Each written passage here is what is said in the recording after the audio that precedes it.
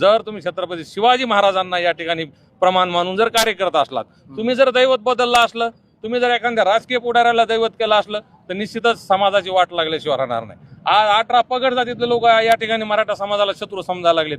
का समजालेत? तुम्ही शिवाजी महाराजांच्या सोबतचे मावळे बघा, वेगवेगळ्या जातीपातीतले होते. बाजीप्रभू देशपांडे होते, धनगर समाजातून खूप मोठे योद्धे होते, माळी समाजातून होते, वंजारी समाजातून, बंजारी समाजातून लोक होते. ह्या लोकांनी जीव दिलाय छत्रपती शिवाजी महाराजांसाठी. एखादा मदारी मेहतर म्हणून साधारण माणूस, नौकर असलेला माणूस, मुस्लिम मावळा का स्वतःच्या जीव द्यायला तयार होतो? कारण छत्रपती शिवाजी महाराजांनी तसं प्रेम दिलं आणि तशी शिकवण दिली. ती शिकवण आपण विसरायला लागलो कुठेतरी. ठीक आहे, तुम्हाला आरक्षण भेटावं, एक मराठा समाजातला मी आहे, मलाही वाटतंय माझे मुलं बाळ शिकावेत, परंतु दुसऱ्याचा आपल्याला मुद्दा दूर न्यायचा नाही ते. परंतु हे जे प्रकरण आहे हे जातीवादाचं, हे आपल्या भागासाठी चांगलं नाही. विशेषतः जे नेते मंडळी करायलेत, मला त्यांना हात जोडून विनंती, अरे अगोदरच आमचा बीड जिल्हा आवर्षणप्रमाणे इथं दुष्काळजन्य परिस्थिती, कधी पाऊस पडतो कधी नाही पडत. महाराष्ट्रामध्ये जे 12 लाख ऊसतोड कामगार जातात ऊस तोडायला, त्याच्यातले 7 ते 8 लाख लोक आमचे आहेत. ऊस तुम्ही जर थोडं बीडच्या भागामध्ये गेला तर तिकडे मराठा समाजाच्या हातातही कोयताच आहे, त्यांच्या जमिनी पिकत नाहीत, त्यांनाही ऊसतोड कामगार म्हणूनच काम करावं लागतं. अशी दयनीय परिस्थिती आमची सगळ्यांची असताना जर तुम्ही आमच्या अंगावर जातीवाद आणि धर्मवाद जर टाकतान, आधीच उद्योगधंदे नाहीत, दुष्काळ आहे, सर्व गोष्टींच्या आमच्या इथं नोकऱ्या नाहीत, आणि जर परत जातीवाद जर आणला तर आमचे संबंध हे घराशेजारी घर, बांधा शेजारी बांध आहेत. उद्या आमचे भांडणं होतील ना, आमचे बांधाला बांध आहेत.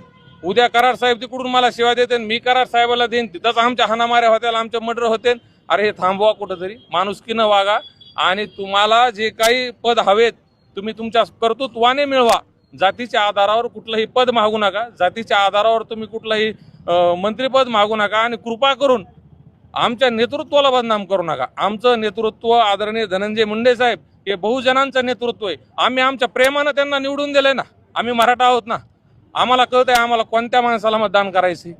त्यांच्या विरोधात कोण होते? मराठा समाजातले होते. आम्हाला नाही वाटले ते योग्य, आम्ही धनंजय मुंडे साहेबांना मतदान दिलं. लोकसभेला आम्हाला पंकजाताई योग्य वाटल्या, आम्ही पंकजाताईलाच मतदान दिलं. आमचं 55 ते 60% गाव मराठा बहुल आहे, आम्ही का पंकजाताईला लीड दिली? तुम्ही आमच्या गावात येऊन आम्हाला विचारा ना. तुम्ही असं कसं म्हणालात की फलना माणूस आपल्या जातीचा नाही म्हणून त्याला मतदान नाही करायचं? आमचं नेतृत्व धनंजय मुंडे साहेब आहेत, आमचं नेतृत्व पंकजाताई आहेत, आणि आम्हाला ते प्रिय आहेत. बाकी मतदारसंघातल्या लोकांनी आम्हाला खरंच सांगायची काही आवश्यकता नाही, मला असं वाटतं. समजा आरक्षणाचा विषय असला तर मराठा समाज जरांगे पाटलांच्या मागे राहते, आम्ही समजा हाके साहेबांच्या मागे राहतात, आम्ही जिथं तिथं लढा देतात, पण आम्ही इथं ते राजकारण आम्ही इतर संबंधात येऊ देत नाहीत. आणि त्यामुळं काय आमच्या गावात आम्ही चांगल्या प्रकारे नांदायला. पण होईल काय परळी तालुक्यात, आमच्या तालुक्यातल्या मराठा समाजाला काहीच प्रॉब्लेम नाही, पण आमच्या तालुक्याच्या बाहेरच्या जिल्ह्यातला महाराष्ट्रातला जे मराठा समाज आहे यांना परळीविषयी गैरसमज करून दिलेला आहे की परळीच्या मराठा समाजावर खूपच अन्याय आहे, त्यांना दाबून ठेवलं जात आहे. पण अशी काहीच परिस्थिती नाही. फक्त आमच्या तालुक्यात काय झालं, एखादा मराठा युवक किंवा एखादा मराठा नेता किंवा मराठा समाजातला सामान्य माणूस पुढे येऊन बोलला की त्याला भयानक ट्रोल केले जाते.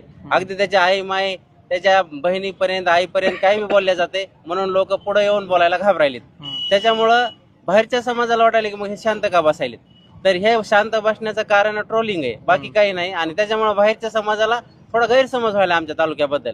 ज्यांना ज्यांना अण्णा आणि धनंजय मुंडे साहेब, पंकजाताई साहेब यांना अनुभवलंय का, ते माणूस कधीच त्यांना विरोध करू शकत नाही. तुम्ही लांबूनच म्हणजे दुरून डोंगर साजर जसं म्हणतात तसं लांबून हिरो दिसतंय, पण जवळ गेल्यास काय असते. तर लांबून तुम्ही अनालिसिस करू नका, तुम्ही अनुभवून बघा ना त्या माणसाला. उगा कुणीतरी म्हणायलंय म्हणून वाईट आहेत, कुणीतरी म्हणायलंय म्हणून चांगलं आहे, हे चुकीचं आहे. आणि विषय कसा आहे जरांगे पाटलाचा आहे, तर जरांगे पाटलावर मराठा समाजाच्या लोकांना आई वडिलापेक्षा जास्त विश्वास ठेवलाय. कारण की आपल्या लेकरा बाळाला कुठेतरी न्याय मिळेल, कुठेतरी मराठा समाजाला आरक्षण मिळेल. तर जरांगे पाटलांना सुद्धा लक्षात ठेवायला पाहिजे की आपल्यावर एवढा विश्वास टाकलाय तर आपण ह्याचा वापर जातीवाद करण्यासाठी करू नये. ह्याचं विभान जरांगे पाटलांना ठेवणं गरजेचं आहे. समाजासाठी लढा, आरक्षणासाठी लढा, त्याच्याबद्दल कुणाचंच दुमत नाही. पण इतर गोष्टीत तुम्ही राजकारण करून जातीवाद निर्माण करणं चुकीचं आहे.